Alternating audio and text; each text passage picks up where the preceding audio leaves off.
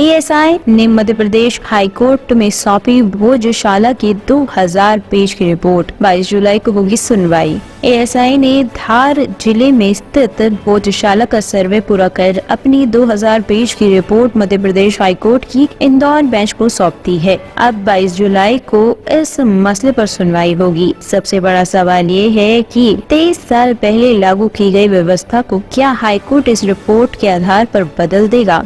ASI report is very significant in this case. The ASI report proves our case and it makes our case very strong. We had set up a case before the Honorable Indore High Court that this is a premise of a Hindu temple and Hindu temple is being used as a mosque. The order of the ASI passed in 2003 is absolutely wrong, erroneous and in violation of the fundamental rights of the citizens of this country. So we had gone before the Indore High Court with this writ petition. The Indore High Court, after hearing both the sides, had appointed the Archaeological Survey of India to conduct a detailed scientific study.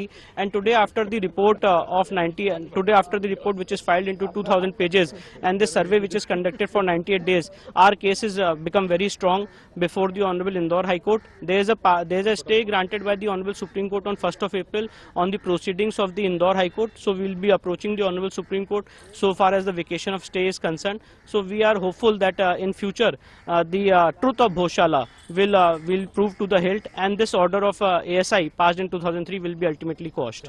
Will press have any impact on this? No, Places of Worship Act has no bearing in this case, because in the Places of Worship Act itself it is mentioned that if any monument is protected by under the ASI Act 1958, Places of Worship Act is not applicable. So far as Places of Worship Act applicability is concerned, the Act itself says so. So therefore we are out of the clutches of Places of Worship Act so far as this case is concerned.